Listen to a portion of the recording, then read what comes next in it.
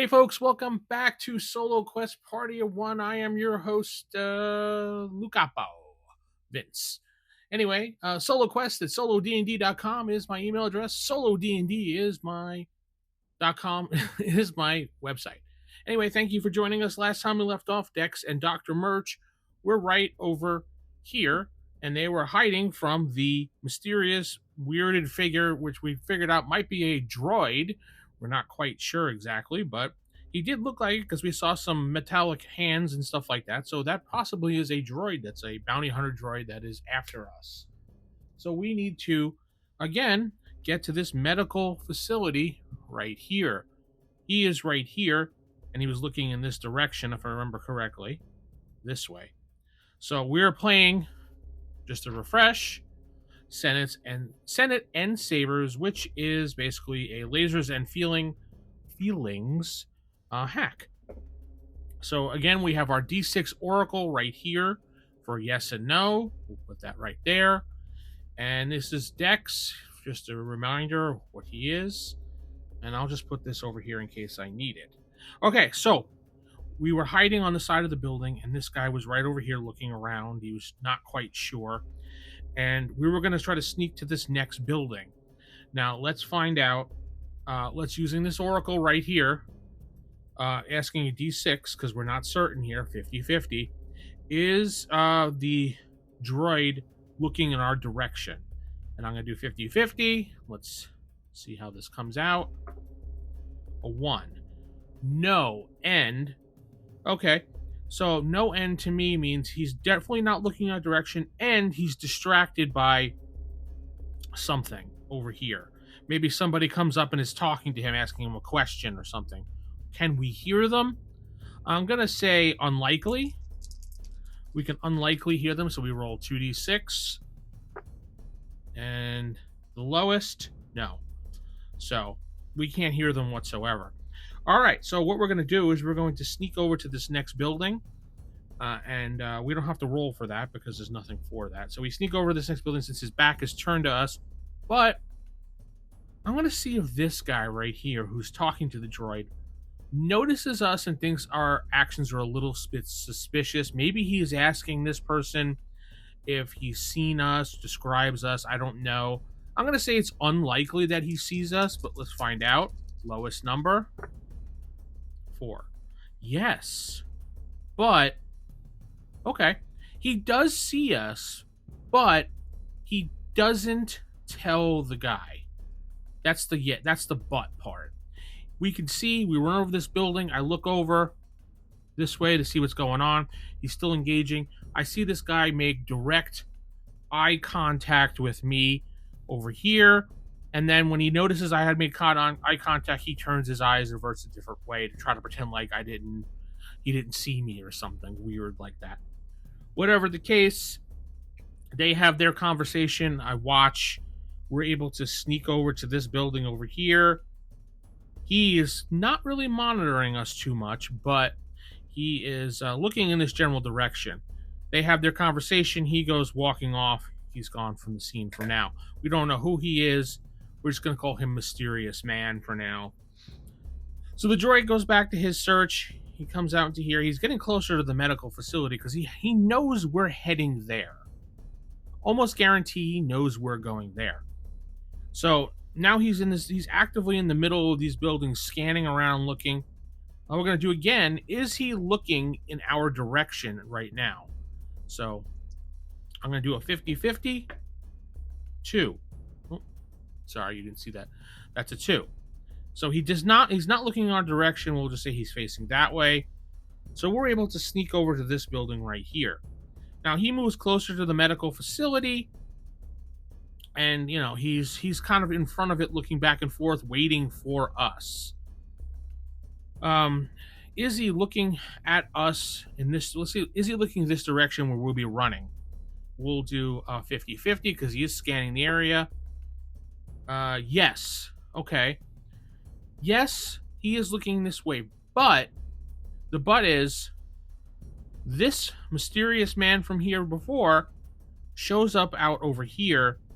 And he's not that far away, and he whispers to us. He goes, "Listen, I know who you are, and I know where you're planning to go." He goes, "I know you got Dr. Murch there. Scriggs told me you probably needed a little help getting to the medical facility because of what happened on the planet. I'm going to help you get there, all right? So you're going to follow my lead, and my lead here is this. We're going to do this, okay? By the way, my name is Pocket. Pocket's what they call me because I can get in and out of easily in areas like, pockets. I don't know, something stupid like that. But call me Pocket. Okay, Pockets. I like that. Pockets. Perfect.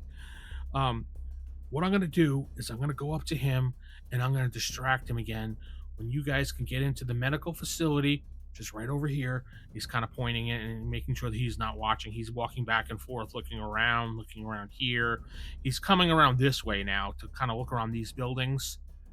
So he's going to see us. We got to move quickly. He's like, I'm going to distract him and ask him a question again or something. And I want you guys to go inside this medical building and ask for Dr. Willis. Dr. Willis is who you need to ask for to get Dr. Murch safely there. Okay, perfect. So he goes out walking. And he's like, "Oh, excuse me." And the guy turns around. He's like, "You again?" Or actually, let me try that again. "You again?" In that really voice. Can we hear them? I'm going to say likely because we're pretty close. 6, yes, and yes, we actually can hear them, and I can actually get a good picture of him. He is an actual droid. He looks like one of those bounty hunter assassin droids, which means either he's after me or he's after Dr. Murch or both of us. Guarantee it's one or the other or both, whatever. But we're able to sneak over to here while he distracts them, and then as he's distracting, he looks over and notices that we're not there anymore. And no problem. I think I saw them over this way. Now, I don't know if he's going to believe that, so let's go for an unlikely, because he might think something's suspicious. Well, let me see if he thinks something is suspicious. Yes. He doesn't trust it, but he's going to listen to what the guy has to say. I think they went over that way. So, since he got a yes, but I think he's going to do a 50-50. No. He doesn't believe anything he has to say. And he's just like, "Oh, over this way, sure, whatever." And he just kind of walks off this way. The guy goes, "All right, whatever." And he runs back to the medical facility. We're able to get to this medical facility, walk inside. I'm like, "Yes, I'm here to drop off Dr. Murch. Dr. Willis." An individual comes forward and says, "Yes, I'm Dr. Willis. I could take Dr. Murch safely into the medical facility and make sure she's under protection. We have some Republic guards here for you. And they're more like Naboo guards, we'll say, not really Republic guards, but Naboo guards. And we'll take her through here." And he gestures to a room to the side, and they shuffle her through the door. And he says, "Thank you very much. I'll tell Scriggs that you did a good job." And he's just like, "Oh, okay, whatever." So Dr. Murch is gone. This guy's like, "Well, all right, now we need to get you back to the docking port and get you on your ship and get you out of here ASAP. There shouldn't be a problem because they're looking for Dr. Murch, not really you." And he walks off. Now, did my guy notice that he had a little too much info there? Now, it's all the heat of the battle. He's kind of helping and rushing through things. So I'm going to say unlikely. 3. No. Okay. He didn't notice, but something tickles in the back of his head, kind of like, careful with this guy. He may not... Actually, I rolled a 1 because you take the lowest. No end. He doesn't notice, and he just follows along with the whole situation. Sorry, I meant to do the lowest. And he just kind of runs with him this way, and then we kind of see the droid guy come up, and he takes a shot at me, and pleasures and feelings. We'll go with the usual. He's a droid assassin, so he's probably going to have a better chance to hit. So we're going to put him down lower. Yeah. So he's going to want to... If you're using sabers, you want to get under the number. So he's going to have a high number in sabers. So Anything under a 4. Okay, 4. Well, he got the number exactly, which means he gets to roll on the complication. Okay, so what does he get? 3. A perfect success. Ooh. So he fires, hits Dex right in the shoulder. We check off one of the boxes there for damage. And Dex kind of goes flying forward a little bit. And the guy's like, "What's the matter?" And he goes, "Oh, yeah, I just got hit." Dex turns around and he fires. He needs to get a 3 or below a 3. He gets exactly a 3. What happens with him? A 2. Ambush. Ooh, that's not good. As he turns around to fire, he gets a hit on the droid. The droid gets hit. He goes behind this to hide a little bit. Next thing he knows is boom. He feels like a solid hit from behind, and he falls onto the ground. And as he's blinking his eyes and oh my god, like kind of phasing in and out, he sees the guy that was helping him over his shoulder holding a club in his hand, and he's laughing. He's like, "Ah, you fool," and he passes out. So Dex wakes up, we'll say, I don't know, a couple hours later. He's now in a new area. Okay, now we got a new map, as you can see right here. Dex wakes up in a room by himself. The bright lights are hurting his eyes, and he's kind of rubbing his forehead. And he's, "Oh man, that really hurt. What a jerk! I can't believe he got one over on me like that. Ugh, never gonna learn." He looks around the room. He sees it's pretty much a plain bedroom. He doesn't have his weapon on him or anything like that. Doesn't have his communicator device or anything like that. He sees a door. Okay, he tries the door. Is the door unlocked? We'll see. We'll 50-50 it. 6. Yes, and actually, yes, and means the door is open. He goes to the door and he's slightly ajar. He peeks out and he doesn't see anybody in there, so he opens it up and he walks out into, we'll just say, a T hallway like this. So he doesn't know which way to go at this point, so he heads to the right, and the hallway bends around like this. And he's running down the hallway, and does he run into anybody? I'm going to say, well, before he runs down the hallway, he listens. Does he hear anybody? And I'm going to do 50-50. 5. Yes. He hears some voices coming down. Is it from the west or from the east? 1, 2, 3, 4, 5, 6. All right, so he hears voices from the east. So he's going to head this way around the corner and run this way around the facility. Now, he's not quite sure where he is, but he recognizes this as possibly a house, maybe, or maybe like an old, worn down house, because all the places are like kind of crappy looking. So he runs around into the house. And does he come to another door? And we're gonna have to do this fairly unknown. No, end. Actually, it's a dead end. So he runs over here and he sees this is like a dead end area with some shelves and stuff like that, and maybe like kind of like a little mini storage area that's open wide. Shit. When he looks through the stuff, he rummages. Does he find a weapon? I'm gonna say unlikely for this, because they're not gonna have a weapon in here. But you never know, right? 2. No. Okay. So he creeps back around the corner. He looks down the hallway. Does he see anybody yet? Let's see. 50-50. Yes, but we'll say that there is a guard right here that he heard talking previously that is now standing here with his back turned to him. So he's going to sneak up behind him, and let's see what he can do. I think this would fall under this would fall a 4 to 6 area for sneaking. Well, I got it exactly, so we did get a success. He is good at sneaking, so that's a 5. That definitely is 2 successes. But we do get to roll on this chart again. 6.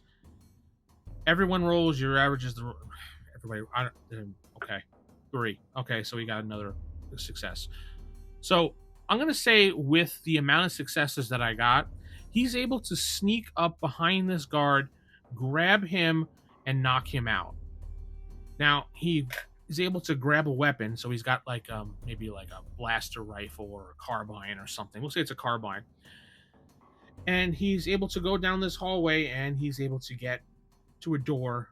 He listens at the door. Does he hear anything at the door? I'm gonna say unlikely. 6. I'm sorry, 2. No. He doesn't hear anything at the door. So he is the door locked? No. He unlocks the door, looks out, and he sees, does this door go to the outside? 50-50. Yes. Okay. Yes, and it goes to the outside. There is a vehicle, a land speeder sitting outside that is unguarded. So he jumps into the land speeder. He's able to turn it on and take off towards where he thinks the port is. So he speeds to the port, and his ship is still there at the port. He gets into the area here. Nobody seems to notice him. No one pays attention to him. In fact, he even sees I believe his name was Lex, was the commissions officer who just kind of waves his hand at him, confused like, and he runs back to his ship, and he gets into his ship, and he takes off into the atmosphere after getting clearance. Seems kind of weird to him that he's able to get away with all these things. But he takes off, and as he's about to hit into the hyperlane back to Jamblin, I think that's what the planet's name was. I apologize if I don't remember. I think it's Jamblin, yeah. He gets a message, a comm message. This is Medical Facility 1 on Naboo to, we'll be there in about an hour. That's a name that was picked into the comments for the ship. Yeah, this is Dex. Go ahead. Yeah, we're waiting for the confirmation of Dr. Murch at the medical facility. This is Dr. Willis. And he notices that Dr. Willis sounds a lot different. In fact, Dr. Willis sounds like a woman when Dr. Willis was a man before. And he's just like, I already dropped off Dr. Murch. What are you talking about?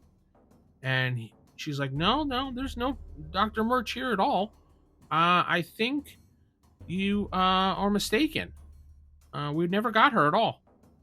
Oh, no. He's like, I bet it has to do with that mysterious guy that tried to help me, Pockets, and that other droid separatist. The separatist must have taken her. He's thinking to himself. Okay, I'll see if I can find Dr. Murch for you. Oh boy. Anyway, he disconnects the comm, and he kind of jumps out of the atmosphere of Naboo so he can think a little bit of what he can do to try to find Dr. Murch.